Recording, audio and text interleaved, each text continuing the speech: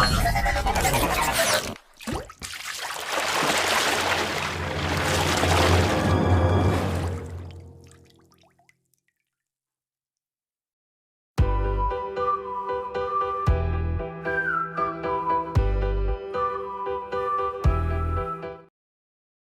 good day and welcome back to our video lesson, and please take down notes every words and yung mga ituturo po natin today.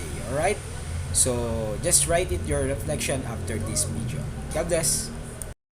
Microsoft Excel is a spreadsheet program. We use it to create reports that need calculations and charts. In this workshop we will learn how to move around and work inside the spreadsheet. But first let us identify the basic parts of the Excel window. So now let's start with the Quick Access Toolbars. By default, the Quick Access toolbar, located on the upper left on your screen, contains the Save, Undo and Redo button. It is very convenient for a user to perform the various tasks quickly without remembering any shortcut key for the command. So, if you want to print any document, instead of going through File Print, you can directly click the Print button from Quick Access toolbar in Excel and get the document printed. Next is the Ribbon tabs. Ribbon contains groups of commands loosely related to a central task, and one of this is the Home tab. This tab contains commands for common actions such as formatting, copying, pasting, inserting, and deleting columns and rows. Next is the Insert tab.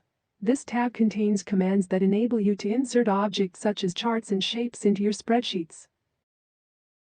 Next is the Page Layout tab. This tab holds all the commands that enable you to determine how your spreadsheet looks, both on screen and when printed. These commands control options such as theme colors, page margins, and print area. Next is the Formulas tab. This tab holds all the commands that help define, control, and audit Excel formulas. Next is the Data tab. This tab features commands that enable you to connect to external data, as well as manage the data in your spreadsheet. Next is the Review tab. With commands such as Spell Check, Protect Sheet, Protect Workbook, and Track Changes, the theme of the Review tab is protecting data integrity in your spreadsheet. Next is the View tab. The commands on this tab are designed to help you control how you visually interact with your spreadsheet. Lastly is the Team tab. The Team tab is not visible by default on the Microsoft Excel workbook. You need to install some packages in order for you to view the Team tab, and this mostly used on programming purposes on working on TFS VSTS accounts. Next one is the Formula bar. This is where any calculations or formulas you write will appear. You will understand the relevance of it once you start building formulas. Next is the Spreadsheet Grid. This is where all your numbers, data, charts and drawings will go. Each Excel file can contain several sheets, but the Spreadsheet Grid shows view rows and columns of active spreadsheet.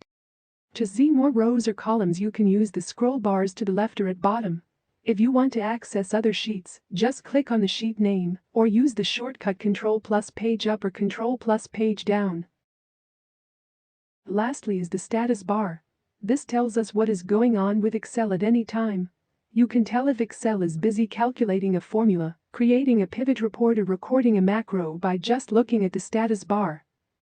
The status bar also shows quick summaries of selected cells, count, sum, average, minimum or maximum values. You can change this by right-clicking on it and choosing which summaries to show.